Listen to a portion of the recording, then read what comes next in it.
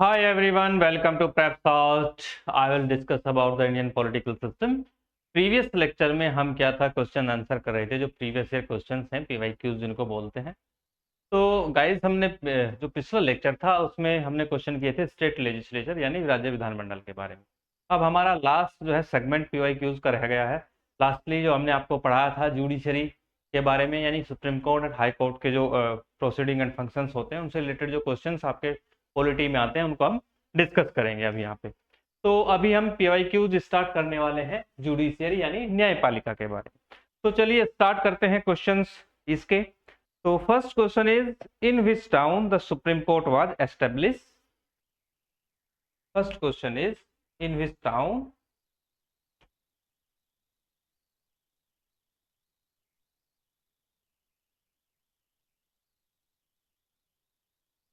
in which town the Supreme Court was established.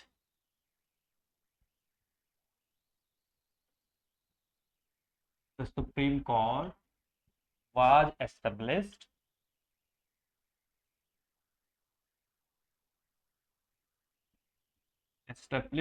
first time, यानी पहली बार जो supreme court की स्थापना हुई थी उससे रिलेटेड आपका क्वेश्चन है। First time under the regulating act. तो ये कॉन्स्टिट्यूशनल हिस्ट्री जो मैंने पढ़ा था आपको वहां से रिलेटेड क्वेश्चन है। तो अंडर द रेगुलेटिंग एक्ट 1773, ठीक है। जो आपका रेगुलेटिंग एक्ट था आपका 1773 वाला, तो first time under the regulating act कहाँ पे एस्टेब्लिश किया गया था। तो इसके जो ऑप्शंस दिए हैं आपने वो है, फर्स्ट इज मद्रास। मद्रास उस टाइम नाम था मद्रास। और सेकंड दिया है आपको, मद्रास के बाद दिया है आपका असम। और सी ऑप्शन दिया है आपका कैलकाटा। और डी ऑप्शन दिया है आपका new Delhi.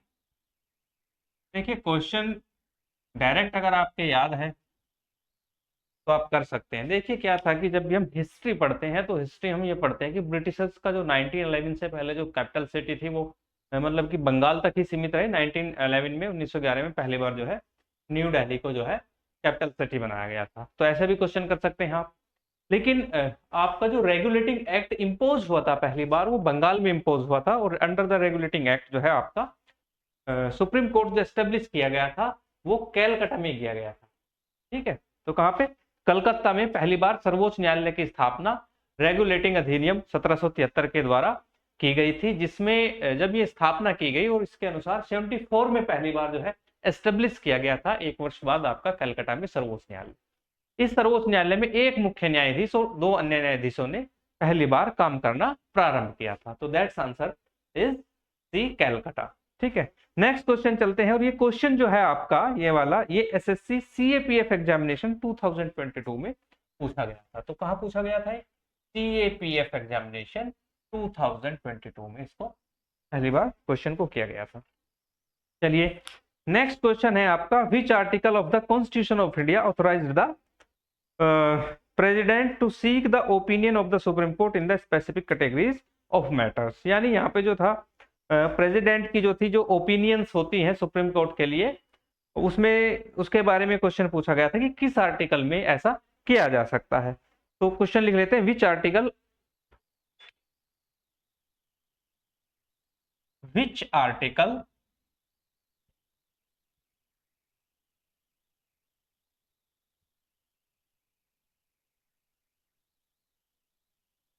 Of the constitution of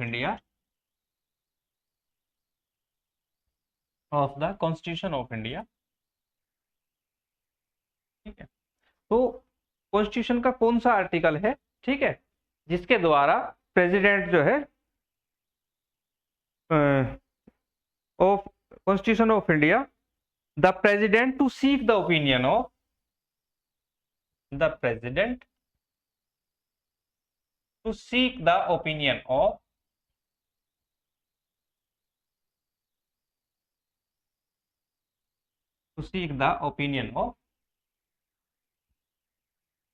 the supreme court in specific categories. The supreme court in specific categories.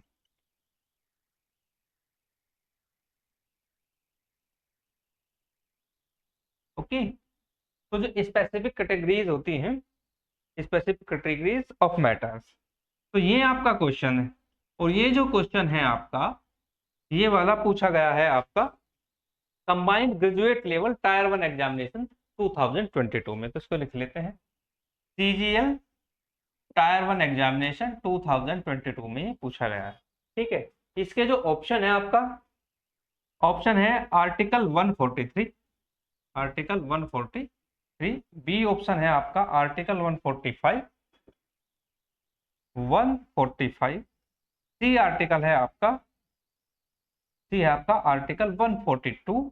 ठीक है, और डी में यहाँ पे थोड़ा सा लिख देता हूं, डी आपका ऑप्शन है 144, तो यहाँ पे लिख देते हैं 144। चलिए ठीक है, तो चलिए इसको क्वेश्चन को करते हैं। तो इसके लिए आपको आर्टिकल्स पढ़ने होते हैं। तो आपका जो आर्टिकल 143 है द कॉन्स्टिट्यूशन ऑफ इंडिया, ठीक है, ऑथराइज करता है प्रेसिडेंट को to seek the opinion of the supreme court in specific categories of matters. तो इसका आंसर हो जाएगा, आंसर इज ए आर्टिकल 143। तो आपने याद रखना है आर्टिकल 143 में जो है आपका आता है ये। तो article 143 provide for the advisory jurisdiction of the supreme court. तो एडवाइजरी जुरिडिक्शंस होता है ये आपका प्रेसिडेंट का, जो सुप्रीम कोर्ट को दिया जाता है। ठीक है, तो नेक्स्ट चलते हैं। आपका नेक्स्ट क्वेश्चन है आपका, the supreme court ruled in the Keshavananda Bharati case of that the preamble is constituent of the constitution. तो केशवानंद भारती मामले जो है, मैंने आपको जब पढ़ा था, तो जो जितने भी मैटर्स थे फंडामेंटल राइट्स के बारे में, बेसिक स्ट्रक्चर के बारे में, ठीक है, वो एक कंटिन्यूअस जो है सिस्टमेटिकली मैंने आपको सभी जो आपके केस थे वो मैंने बताए थे। इसमें चाहे आपका Golaknath versus state of Punjab हो या आपका केशवानंद भारती मामला हो, तो ये सारे मैंने बताए थे आपको। चलिए क्वेश्चन करते हैं, क्वेश्चन नंबर 4। क्वेश्चन 4 क्या कहता है? क्वेश्चन 4 कहता है कि the supreme court ruled in the Keshavananda Bharati case of,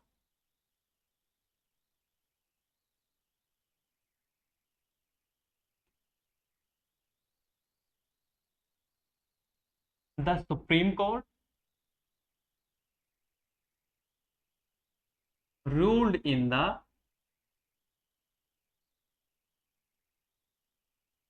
Keshavananda Bharati case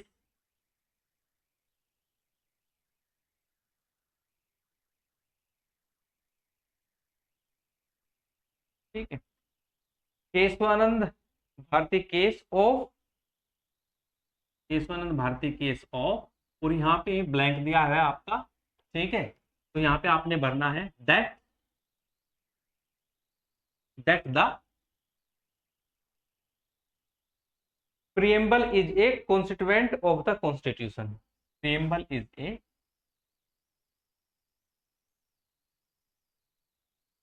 constituent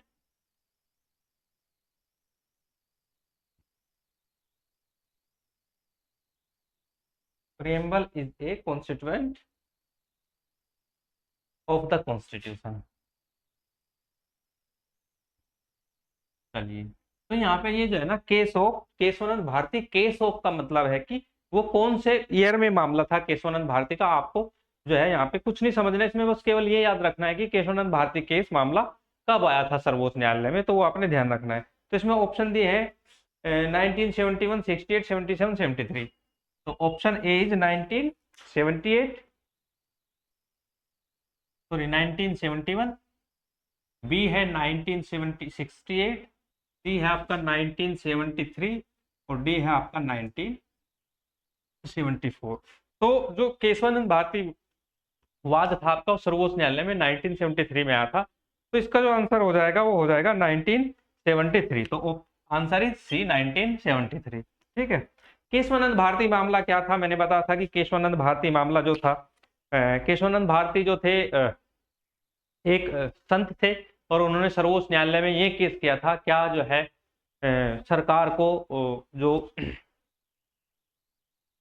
किसी का जो है संपत्ति को एक्वायर करने के असीमित अधिकार हैं या नहीं, ये मामला गया। तो सर्वोच्च न्यायालय ने लास्ट में अपना जो है वर्डिक्ट दिया और बोला कि जो है संविधान में जो आपके ये संविधान के संशोधन से संबंधित था, संविधान में जितने भी अमेंडमेंट्स किए जा सकते हैं वो असीमित नहीं है, बेसिक स्ट्रक्चर को जो है मानना पड़ेगा। यानी ऐसा कोई भी अमेंडमेंट नहीं किया जा सकता जो संविधान की जो बेसिक स्ट्रक्चर होती है उसके अगेंस्ट हो।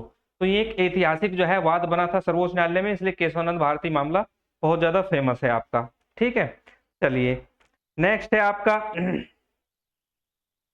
ये क्वेश्चन आपका एसएससी सीजीएल टायर 1 2022 में पूछा गया था, जुडिशरी से संबंधित है। और ये जो आपके चीफ जस्टिस ऑफ इंडिया होते हैं, तो आपने करना क्या है, होमवर्क करना है घर पे, जितने भी चीफ जस्टिस ऑफ इंडिया रहे हैं आपके एक लिस्ट के अनुसार आपको पढ़ लेने हैं। ठीक है, वो आपके याद होना चाहिए। तो ये पूछ रहा है कि justice NV Ramana appointed as the 78 chief justice of India hails from is the following state. यानी जो आपके जस्टिस थे चीफ एनवी रमना, यानी अभी जो आपके चीफ जस्टिस हैं डीवाई चंद्रचूड़, इनसे पहले एनवी रमना चीफ जस्टिस थे और 48वें चीफ जस्टिस बने थे भारत के। तो वो कहाँ से बिलोंग करते हैं ये पूछ रहा है, तो इसका आंसर मैं डायरेक्ट बता देता हूँ। तो ये आंध्र प्रदेश से थे जस्टिस एनवी रमना। ठीक है, चलिए नेक्स्ट चलते हैं। नेक्स्ट है आपका who among the following was the chief justice of India. यही एग्जामिनेशन जो है 2022 में पूछा गया है टायर 1 एग्जामिनेशन में। ठीक है, डेजिग्नेटेड ऑन अप्रैल 2021 यानी अप्रैल 2021 में जो जस्टिस एनवी रमना बने हैं वो नहीं, who among the following was the chief justice of India, कौन बने हैं, तो इसका आंसर भी क्या हो जाएगा, जस्टिस एनवी रमना। यहीं पर अगर आपसे पूछ लिया जाए कि 49th जो चीफ जस्टिस ऑफ इंडिया है तो वो डीवाई चंद्रचूड़ हैं, आपने याद रखना है। ठीक है, चलिए अब नेक्स्ट क्वेश्चन है इसका, how many types of writ can be issued by the supreme court of India in the protection of the fundamental rights. तो ये क्वेश्चन हम कर लेते हैं, इंपॉर्टेंट क्वेश्चन है। ठीक है, चलिए next question, how many types of Ritz.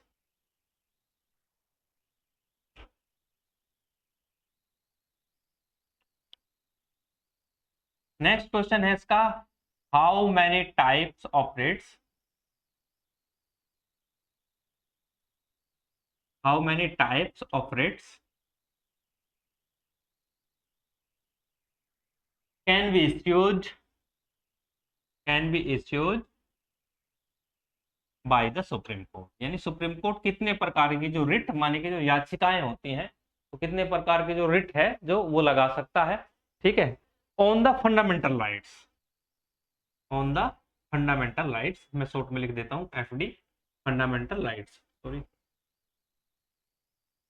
ठीक है, तो ये जो क्वेश्चन है आपका ये combined higher secondary level examination में पूछा गया है आपका, और 2022, 2012 और 2008, तो 3 बार ये पूछा गया है सीएचएसएल में। सीएचएसएल 2022, 2012 और 2008 में कंटिन्यूसली ये क्वेश्चन पूछा गया है, इंपॉर्टेंट क्वेश्चन है। तो जब भी मैंने आपको जो है आर्टिकल 22 से आगे मैं पहुंचता हूँ फंडामेंटल राइट्स में, तो तब मैं रिट्स पढ़ाता हूँ आपको। ठीक है ना, तो 5 प्रकार की रिट्स होती हैं आपकी। ठीक है, तो 5 प्रकार की जो रिट्स होती हैं वो सर्वोच्च न्यायालय द्वारा जो है इश्यू की जा सकती है। इसको हाई कोर्ट भी इश्यू कर सकता है या सुप्रीम कोर्ट इश्यू कर सकता है, तो ये ध्यान रखना है। तो इसके जो ऑप्शन दिए गए हैं आपके, ये ऑप्शन है 5, 4, 7, 6।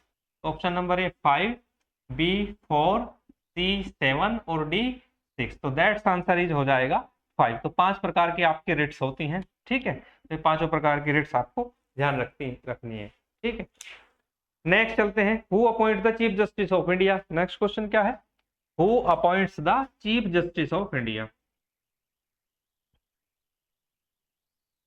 Who appoints the chief justice of India. ठीक है, तो चीफ जस्टिस ऑफ इंडिया को कौन अपॉइंट करता है, ये आपने आंसर देना है। ठीक है, पहला है, सीधे सीधे इसमें आंसर नहीं दिए गए हैं। ठीक है, तो पहला दिया है president of India in the consultation with senior जजेस, यानी प्रधान राष्ट्रपति जो वरिष्ठ न्यायमूर्ति होते हैं उनकी सलाह से करता है। चलिए पहला ऑप्शन क्या है, president of India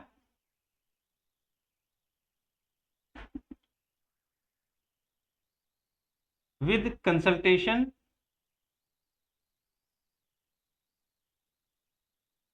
of senior जजेस, सीनियर जजेस ऑफ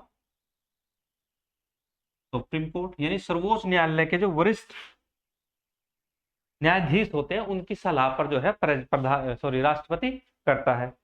बी आपका है प्रेसिडेंट ऑफ इंडिया। बी क्या है?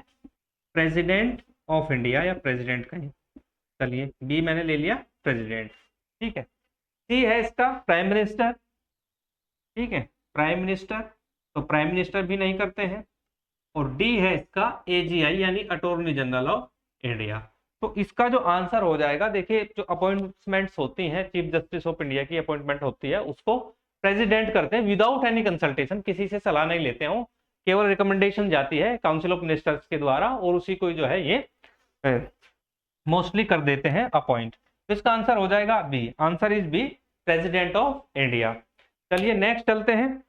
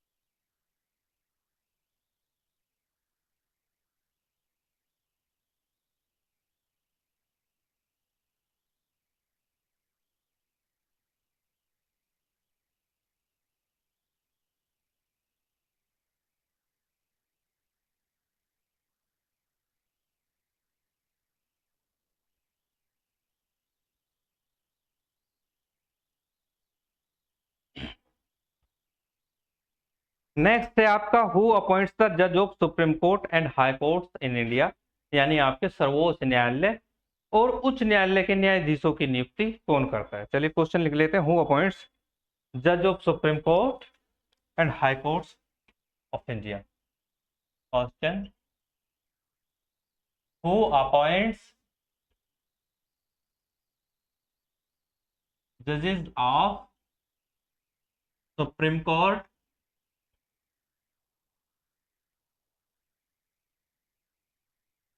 And high courts in India, यानी भारत में सर्वोच्च न्यायालय और उच्च न्यायालय के जजों की नियुक्ति कौन करता है। यहाँ पे मुख्य न्यायाधीश यानी चीफ जस्टिस की बातें नहीं हो रही है, चीफ जस्टिस के अलावा जो अदर जो आपके जजेस होते हैं उनकी अपॉइंटमेंट्स की बात यहाँ पे हो रही है। और ये जो पूछा गया है आपसे एमटीएस जो एग्जामिनेशन होती है 2019 में पूछा गया है, 2019 में। और इसके जो ऑप्शन दिए गए हैं आपको, पहला है chief justice of India, first is chief justice of India, तो पहला ऑप्शन है आपका सीजेआई। क्या सीजेआई करता है? बी ऑप्शन है आपका प्राइम मिनिस्टर, ठीक है। और सी जो ऑप्शन दिया गया है आपका सीजेआई प्राइम मिनिस्टर के बाद president,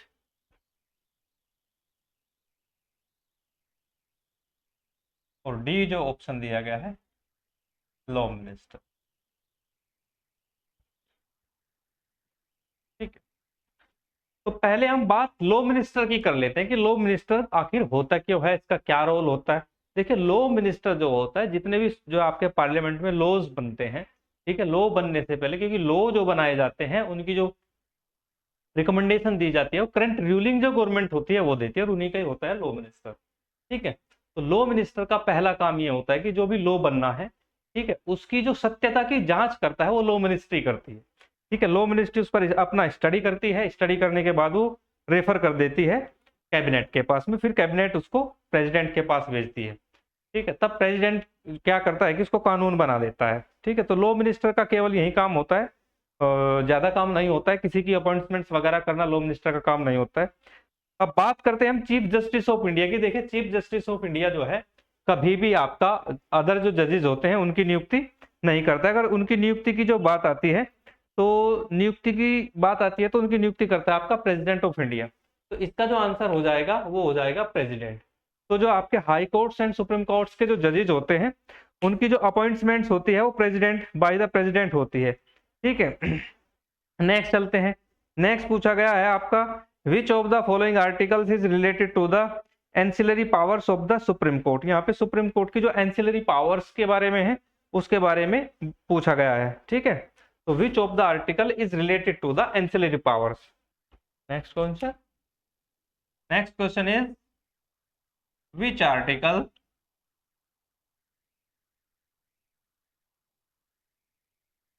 is related to the ancillary power of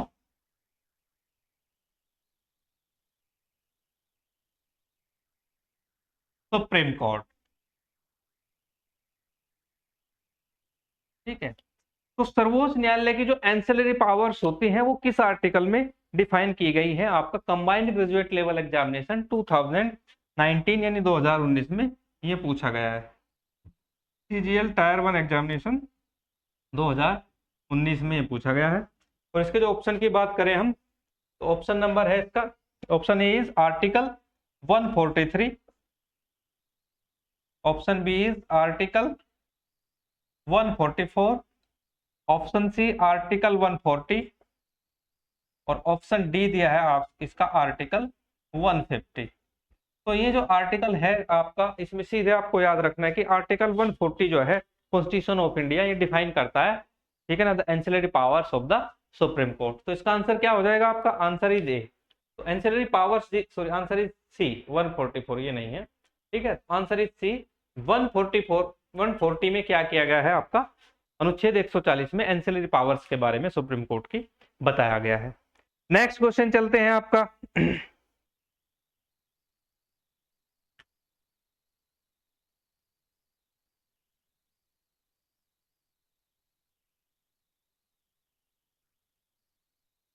next है आपका question number, maximum age of सुपरनेशन for the जजेस ऑफ द सुप्रीम कोर्ट। ठीक है, मैक्सिमम एज बतानी है आपको। तो मैक्सिमम एज ऑफ सुपर अनुशन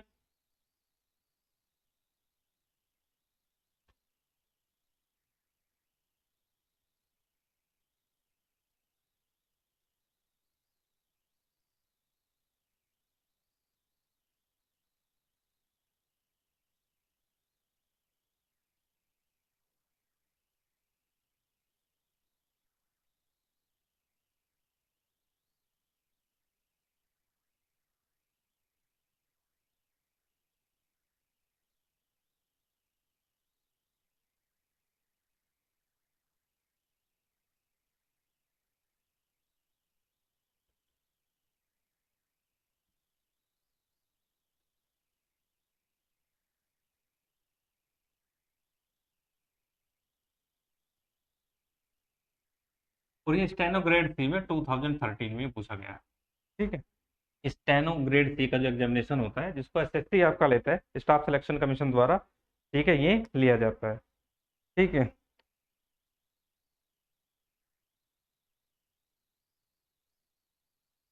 तो आपका जो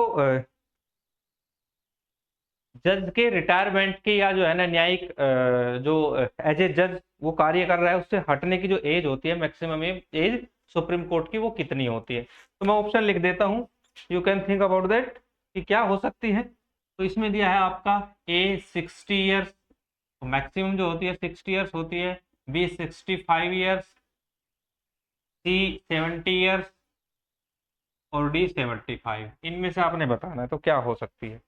चलिए बताइए। देखिए, जो maximum superannuation age of the supreme court होती है, यानी सुप्रीम कोर्ट के जजेस की यहाँ पे अगर हम बात करते हैं तो दैट इज 65 ईयर्स। ओके, तो उसका होना चाहिए आपका 65 ईयर्स। तो मैक्सिमम एज क्या होती है, 65 ईयर्स होती है।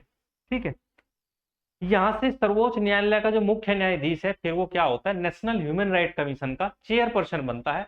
राष्ट्रीय मानवाधिकार आयोग जो है उसका चेयरपर्सन बनता है। यहाँ पे मैं थोड़ा सा क्लियर कर देता हूँ। और जो आपका एनएचआरसी है उसका जो मैक्सिमम एज है आपका वो फिर 70 ईयर्स होता है। ये आपने ध्यान रखना है। तो एनएचआरसी का कितना हो जाएगा, 70 ईयर्स। तो यहाँ से जैसे ही जज रिटायर करता है, रिटायर करने के बाद वो चेयरपर्सन बन जाता है एनएचआरसी का, और एनएचआरसी के का बनने के बाद वो 5 वर्षों तक फिर सर्विस देता है एनएचआरसी में। ठीक है, यहीं पे अगर हम ट्रायल कोर्ट्स जो होते हैं, जो डिस्ट्रिक्ट कोर्ट्स वगैरह, जो छोटे जो कोर्ट्स होते हैं, उनकी अगर हम एज की बात करें ट्रायल कोर्ट्स की, ठीक है, तो ट्रायल कोर्ट्स में जो जुडिशियल सिस्टम होता है, यहाँ पे लिख देता हूँ ट्रायल कोर्ट, इनकी एज होती है 60 ईयर। ठीक है, और ट्रायल कोर्ट से जो अगर हम ऊपर जाते हैं, ठीक है, ट्रायल कोर्ट से ऊपर होता है आपका हाई कोर्ट। यहाँ पे ध्यान देना, तीनों में बता देता हूँ। हाई कोर्ट की जो होती है, हाई कोर्ट्स में जितनी भी एज होती है वो होती है 62 ईयर्स। ठीक है, और वहीं अगर हम सुप्रीम कोर्ट की बात करें, तो सुप्रीम कोर्ट में जो चीफ जस्टिस होता है उसकी जो एज होती है, जजेज होते हैं सभी, वो होती है 65 ईयर्स। ठीक है, यहीं पे फिर मैंने बताया अगर आप एनएचआरसी में चले जाते हैं, एनएचआरसी के चेयरपर्सन बनते हैं, तो चेयरपर्सन 70 ईयर्स तक रह सकता है। ये आपने ध्यान रखना है। ठीक है, तो maximum age of superannuation for the जजेस of the supreme court is 65 years, यानी 65 ईयर्स की एज तक वो रह सकता है। ठीक है, नेक्स्ट क्वेश्चन है आपका, judicial review in the constitution India constitution, judicial review in the Indian constitution is based of, जो आपका न्यायिक पुनरीक्षण प्रणाली है वो किस पर आधारित है, वो आपने आंसर देना है। ठीक है, यानी आपका जो सर्वोच्च न्यायालय में जुडिशियल रिव्यू होता है किसी भी लॉ का, तो वो किस पर आधारित है, इसको मैं ऐसे ही बता देता हूं आपको। देखिए, जुडिशियल जो रिव्यू है आपका, इसमें ऑप्शन दिया है रूल ऑफ लॉ। देखिए, रूल ऑफ लॉ, कानून का शासन जो है वो जुडिशियल रिव्यू का पार्ट नहीं माना जाता है। वो हमारी जो लॉ एनफोर्समेंट एजेंसीज होती हैं उनके द्वारा उसकी स्थापना की जाती है रूल ऑफ लॉ की। फिर है ड्यू प्रोसेस ऑफ लॉ, ये भी नहीं होगा। फिर है प्रोसीजर एस्टेब्लिश्ड बाय लॉ, विधि के द्वारा स्थापित प्रक्रिया जिसको हम हिंदी में बोलते हैं, तो वहीं पे आपका न्याय पुनरीक्षण आता है। Judicial review is the part of the procedure established by law, ये आपका आंसर होगा। तो इसका आंसर हो जाएगा प्रोसीजर एस्टेब्लिश्ड बाय लॉ। ठीक है, तो ये है। फिर नेक्स्ट क्वेश्चन है आपका, which one of the following the guardians of fundamental right. ठीक है, तो इसको हम कर लेते हैं नेक्स्ट क्वेश्चन को। ये आपने ध्यान रखना है, एनएचआरसी के लिए 70 years, trial court 60 years, high court 62 years and supreme court 65 years, ये आपने याद रखना है। ठीक है, चलिए नेक्स्ट आपका, which one of the following is the guardians of fundamental rights.